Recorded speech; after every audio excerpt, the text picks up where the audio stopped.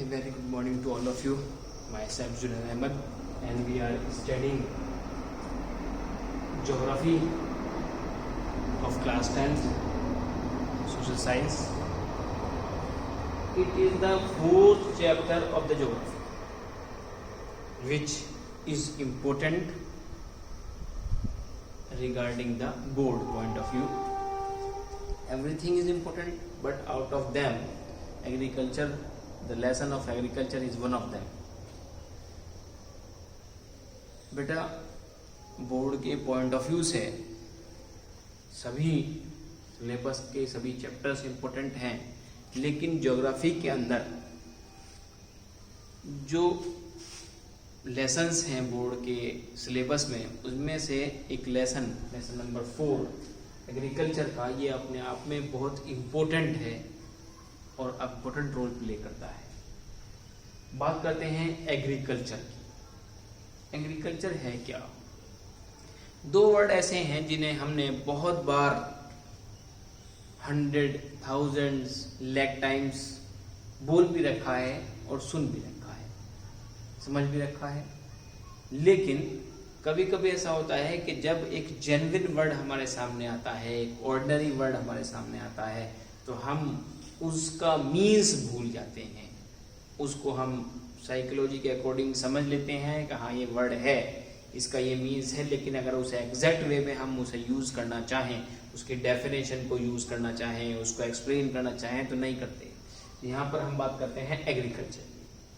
Agriculture is a primary activity in which almost 2/3 of India's population is engaged. यहाँ पर agriculture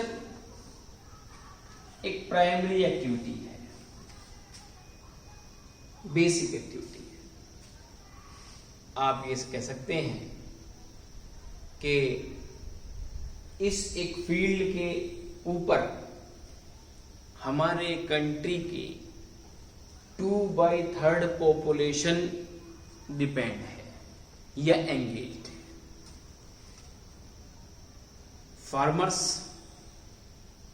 large scale farmers हो या small scale farmers हो,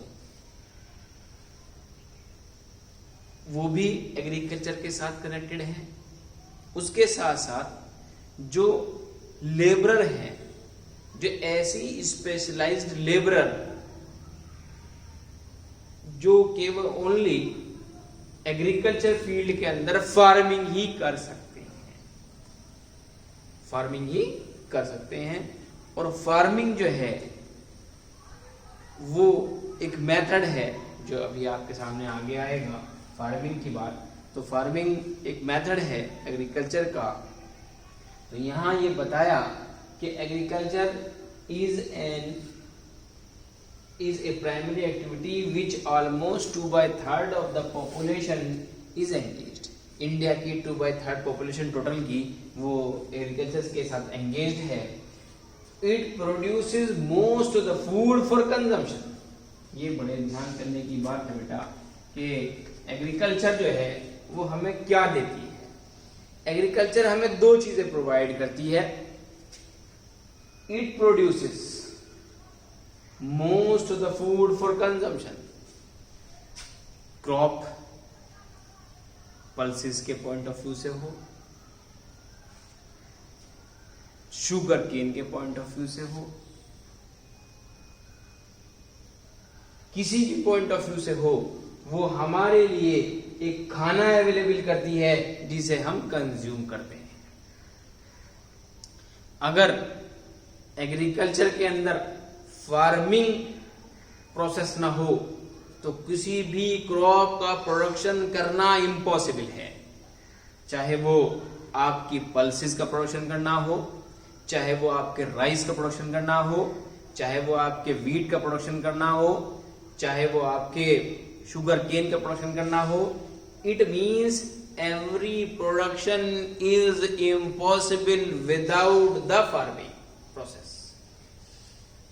और दूसरी बात क्या कही कि एग्रीकल्चर जहां तक हमें कंजम्पशन के लिए फूड प्रोवाइड करता है, उसी के साथ साथ कुछ इंडस्ट्रीज को उसका रॉ मटेरियल भी सप्लाई करता है। यहां पर देखिए, and raw materials for the various industries. Agriculture provides food for consumption for the citizens as well as to provide raw material for the various industries। बेटे कुछ इंडस्ट्रीज एग्रो बेस्ड इंडस्ट्रीज है। Agro based means यानी कि वो industries जो agriculture field के अंदर होने वाले गुड्स का यूज होता है और वो उन्हें प्रोड्यूस करती हैं, और कुछ वो इंडस्ट्रीज जिनका फिनिश गुड्स में बदलने के लिए रॉ मटेरियल एग्रीकल्चर प्रोवाइड करता है। जैसे एग्जांपल समझिए, शुगर केन है। शुगर केन गन्ना जो है वो क्या है, एक रॉ मटेरियल है। किसका? शुगर फिनिश गुड्स का। चीनी आप इस्तेमाल करते हैं, चीनी डायरेक्ट खेती से नहीं बनकर आती है। सबसे पहले एग्रीकल्चर यानी फार्मिंग प्रोसेस के थ्रू एग्रीकल्चर फील्ड के अंदर आपके शुगर केन को प्रोड्यूस कराया जाता है, उसकी क्रॉप को प्रोड्यूस कराया जाता है। उसे हार्वेस्ट करने के बाद तब वो शुगर यूनिट में जाती है, क्रशिंग होती है, रिफाइनिंग होती है, तब जाकर वो फिनिश गुड्स में चेंज की जाती है। और फिर आप उस शुगर को अपने यहाँ पर जो है डिफरेंट पर्पज में यूज करते हैं।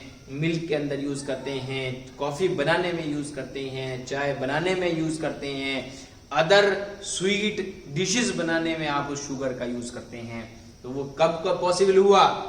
First of all the raw material of sugar is sugar cane to produce by the agriculture field.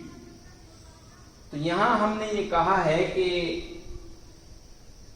Agriculture field जो है वो रॉ मटेरियल प्रोवाइड करता है वेरियस इंडस्ट्रीज के लिए, और कुछ इंडस्ट्रीज फिनिश गुड्स तैयार करती हैं एग्रीकल्चर फील्ड के लिए। फॉर एग्जाम्पल, जैसे किसी हार्वेस्टिंग मशीन की जरूरत है एग्रीकल्चर के लिए, तो वो इंडस्ट्री प्रोवाइड कराती है। तब वो मशीन जाकर वहां खेत में या वहां पर लैंड के अंदर जमीन में उसको हार्वेस्ट कराती है। बहुत सारी मशीन्स ऐसी हैं कि जैसे आपने देखा होगा कि हैरो है, टीलर है, ये चीजें जो है इस टाइप के क्या कहना चाहिए आपके एलिमेंट्स हैं जो कि आपके एग्रीकल्चर में यूज होते हैं। टेक्नोलॉजिकल एडवांसमेंट इतना आ गया है आज के टाइम में, वो भी यूज होता है। वो भी सब इंडस्ट्रीज उन मशीन्स को प्रिपेयर करके देती हैं और तब वो एग्रीकल्चर के अंदर प्रोडक्शन करने में हेल्पफुल होती है। अब हम जहां पर हमने एग्रीकल्चर की बात की है, वहां पर फार्मिंग की बात करना भी जरूरी है। मैंने आपसे बताया कि एग्रीकल्चर और farming two are the ordinary words which known but it is not easy to explain or to understand। मैंने कहा है कि एग्रीकल्चर वर्ड हमने यूज कर लिया, उसके साथ साथ एक वर्ड है फार्मिंग। ये क्या है? Farming is a method of doing agriculture. Agriculture करने का एक मेथड, एक तरीका है थ्रू किसके द्वारा? Technological and social culture practices. Technology के साथ साथ जो मशीन्स, एडवांस मशीन्स बनी हैं उसके प्रोडक्शन कराने के लिए उनका, और social culture practices. Social culture का मतलब क्या है कि ऐसे लेबर्स को भी हायर करना जो ग्राउंड लेवल पर काम करते हैं, उनकी प्रैक्टिसेस को भी हम क्या कहते हैं? मेथड कहते हैं एग्रीकल्चर कराने का। तो दोनों चीजें हो गई, technological method plus social cultural method is also a method of doing agriculture, and those two practices, technological and social practices, also involve farming. Technological या सोशल कल्चरल प्रैक्टिसेस, दोनों प्रैक्टिसेस को यूज करके तब मेथड बनता है farming, जो agriculture के लिए पॉसिबल करता है, या एग्रीकल्चर के अंदर प्रोडक्शन कराने को पॉसिबल करता है।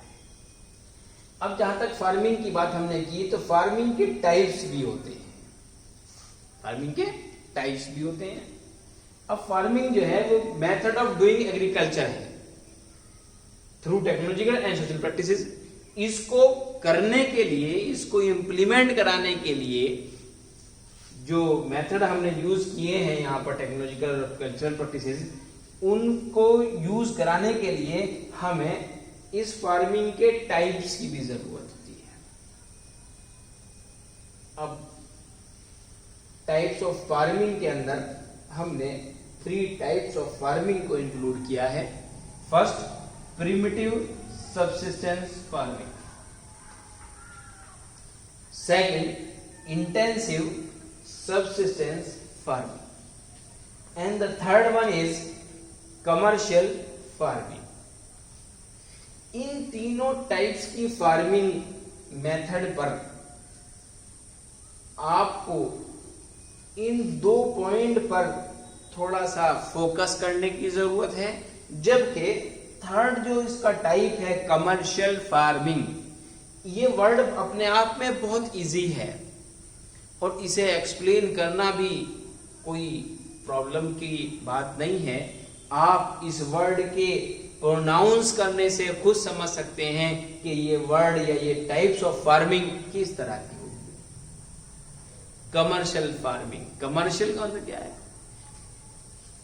That farming only done for the commercial purposes.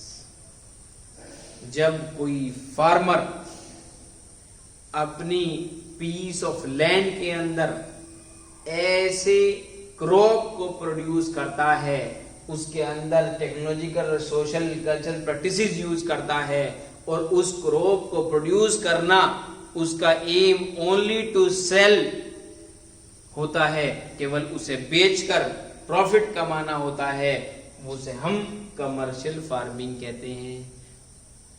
On the other words, दूसरे शब्दों में आप ये भी कह सकते हैं कि that farming which not relates to the domestic farming, यानी कि जो किसान अपने घर के इस्तेमाल के लिए क्रॉप प्रोडक्शन करता है वो डोमेस्टिक फार्मिंग कहलाती है, लेकिन उससे रिलेट इसका नहीं है। Commercial farming only to produce the goods for the sale purposes and to earn the profit is known as commercial farming. अब बेटा मैंने आपके सामने 3 टाइप डिस्कस किए हैं, primitive subsistence farming, intensive subsistence farming and the commercial farming. Commercial को थोड़ा सा मैंने एनलाइट इसलिए किया है कि ये एक जनरल वर्ड है, आपको ऑटोमेटिकली समझाने की जरूरत भी नहीं पड़ेगी, आप कम ही वर्ड्स में ज्यादा समझ जाएंगे कमर्शियल फार्मिंग के लिए, इसलिए मैंने थोड़ा सा इसको एनलाइट कर दिया।